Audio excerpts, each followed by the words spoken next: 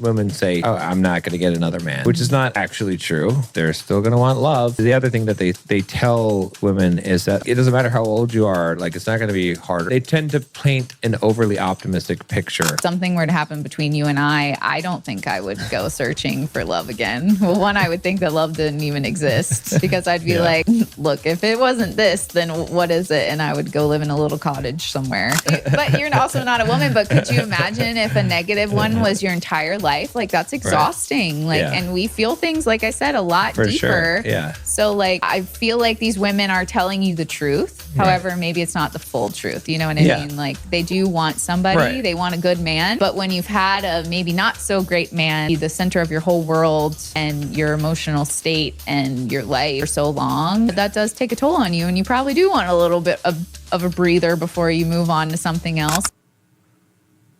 Oh, about being single at 40, because we were talking about advice to older women, and it was like, I mean. And most of the women were like, we're not looking for another man, which that was what I thought was what most women say to other women, not just go find another man. Because I remember in the episode too, I was like, women say that. And you're like, because I feel like I most hear what a lot of women in the comments were saying, which is, we don't want another man.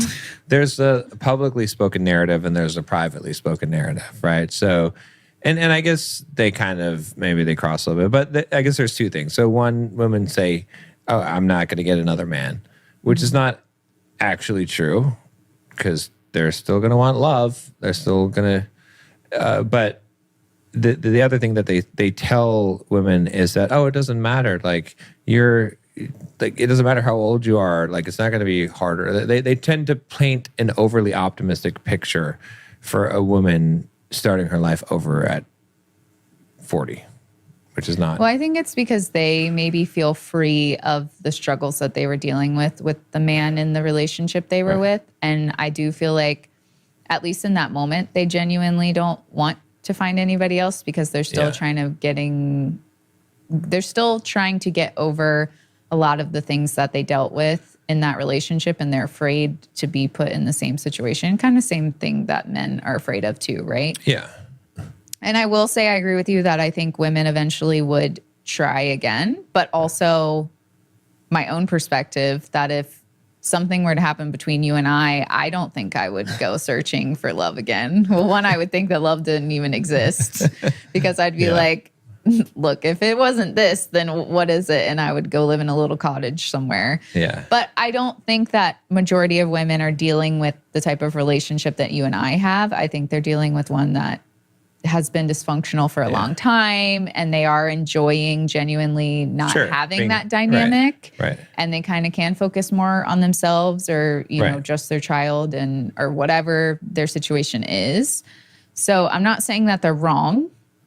Right. But I think, though, like you said, that deep down they would want to be with somebody that gave them the relationship like you and I had, or that, you know, brought them a lot of peace and actually helped them, you know, by having a man that handles the masculine side of stuff. And he's a rock and he handles, you know, all the things that we talked about, you know, especially in the last episode, that if she had a man like that, that would be different, you know, but a lot of these women are coming from, like you said, even in the last episode as well, that a relationship is a woman's whole life. Right. So when she gets rid of a bad relationship, she probably is like, I don't want to be put, like, you know, I don't want a negative, like, relationship being the forefront of my life.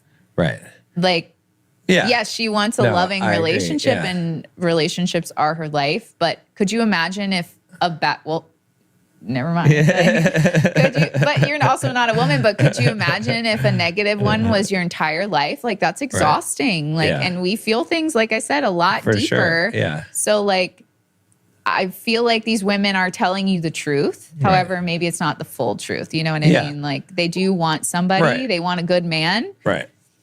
But when you've had a maybe not so great man be the center of your whole world and your emotional state and your life for so long, that does take a toll on you. And you probably do want a little bit of of a breather before you move on to something else. And and what we were trying to say in the episode too, and I think from the clip was that it's not so easy. Don't just get a divorce. Like fix the thing that you have. And then a lot of women, sometimes like, there's an accountability problem, but they haven't.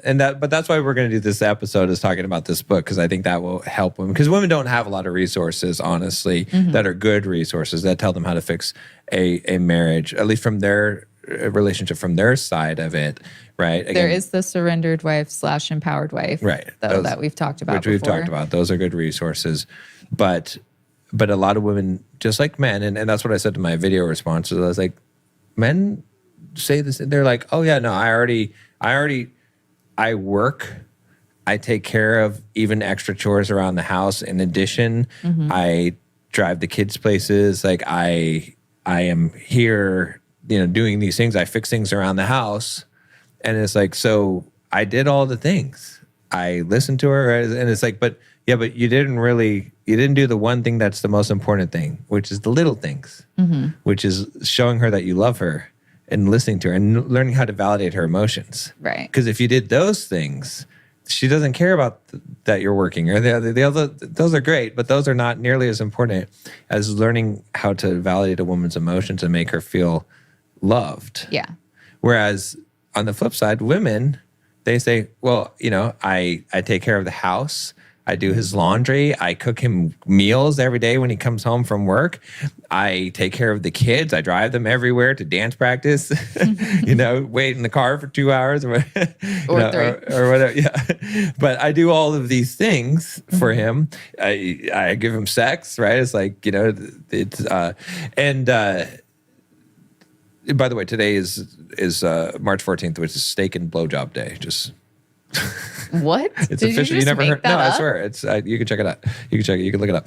But she's like, I did this. Why would you just throw that in there? Because I was thinking like, she's like, I did all these things, right? I gave him steak, I gave him a blowjob. Well, it's not going to be March 14th when they watch this. Yeah, I know. But what did she not do? Right? Like she's missing the element of she didn't celebrate today. No, she didn't respect him mostly.